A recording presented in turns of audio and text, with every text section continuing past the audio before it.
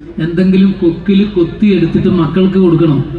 ചിറക് മുളക്കാത്ത ആ കുട്ടികൾ എവിടെയുണ്ട്? മാളത്തിലുണ്ട്, മരത്തിന്റെ പൊത്തിലുണ്ട്, എവിടെയോ. അവിടത്തേക്ക് എത്തിക്കണമെന്ന് വിചാരിച്ച് എന്തൊക്കെയോ ആഗ്രഹങ്ങളോട് കൂടിയിട്ട് ആ അമ്മ പ്രാവ് ഇങ്ങനെ ഇരിക്കുകയാണ്.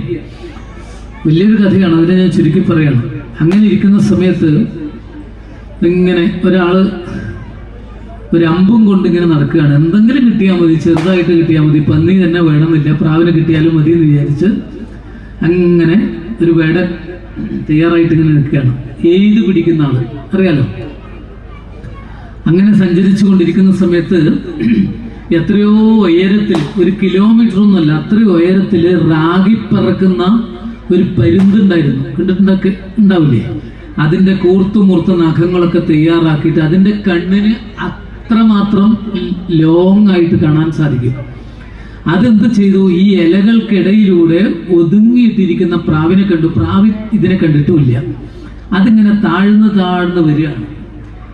നമ്മൾ ഫ്ലൈറ്റൊക്കെ ലാൻഡ് ചെയ്യുന്നില്ല, ആ സമ്പ്രദായത്തിലാണ് അത്ര ഇതിങ്ങനെ വരിക. മെല്ലെ മെല്ലെ മെല്ലെ വന്ന് അങ്ങനെ വരികയാണ്.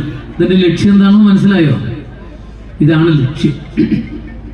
ഇതിനെ അങ്ങ് പിടിച്ച് വലിച്ചും കൊണ്ടുപോകാന്നുള്ള ലക്ഷ്യത്തോടുകൂടി താഴോട്ടിങ്ങനെ വരുന്നു. താഴേന്ന് മറ്റേയാൾ കണ്ടു കേട്ടോ, ഇതിനെ കണ്ടു. എന്തായാലും ഒന്നുമില്ലെങ്കിൽ ഇതെങ്കിലും ആയല്ലോ, ഇനി ഇത് കഴിഞ്ഞിട്ട് അടുത്തത് നോക്കാന്ന് പറഞ്ഞിട്ട് ഈ അമ്പ് ഉന്നം വെച്ച് ഇങ്ങനെ പിടിച്ചുകൊണ്ടിരിക്കുകയാണ്. പെട്ടെന്ന് എന്തോ ഒന്ന് കണ്ണിങ്ങനെ തുറന്നപ്പോഴേ കുനിഞ്ഞിരുന്ന പ്രാവ് ആരെ കാണുന്നു? ഈ വേടനെ കാണുന്നു. ആ വയറൊക്കെ എന്തായിരിക്കും പ്രാവിന്റെ അവസ്ഥ എന്ന് ആലോചിച്ചു. കിട്ടുകിട്ട് പറക്കാൻ തുടങ്ങി.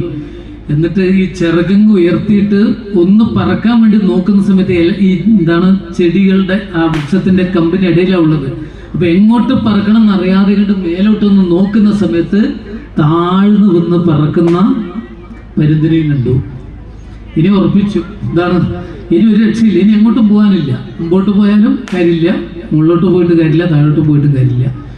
അങ്ങനെ ഒരു അവസ്ഥയുണ്ട്. കഴിഞ്ഞു എന്ന് തീരുമാനിക്കുന്ന അവസ്ഥ. ഇനി ഞാൻ ജീവിതത്തിലേക്ക് തിരിച്ചില്ല എന്ന് ഉറപ്പിച്ചുകൊണ്ട് കണ്ണടച്ചിട്ട്, കാരണം ആ അമ്പ് വന്ന് തറക്കുന്ന രംഗം കാണാൻ പറ്റില്ല, അതിനു മുമ്പ് കൊണ്ടുപോകുന്ന അറിയാതെ കണ്ട് ഇരിക്കുന്ന സമയത്തും അതിനൊരു പ്രാർത്ഥന ഉണ്ടായിരുന്നു. എന്തെങ്കിലും കൊക്കിലെത്തിച്ചിട്ട് ആ കുട്ടികൾക്ക് എത്തിച്ചു കൊടുക്കാൻ വേണ്ടിയിട്ട് ദൈവം സഹായിക്കണം എന്നുള്ള ചിന്ത. അതിന് പ്രാർത്ഥനാ ശ്ലോകങ്ങളോ ഒന്നും അറിയില്ല, അവരവരുടെ പ്രാർത്ഥനയല്ലേ. അതിങ്ങനെ മനസ്സിൽ ഇങ്ങനെ ഉറപ്പിച്ചു നിൽക്കുന്ന സമയത്ത് ഇങ്ങനെ ഉറപ്പിച്ചു നിൽക്കുകയാണ്. ഇതൊക്കെ നിമിഷം കൊണ്ടാണ്.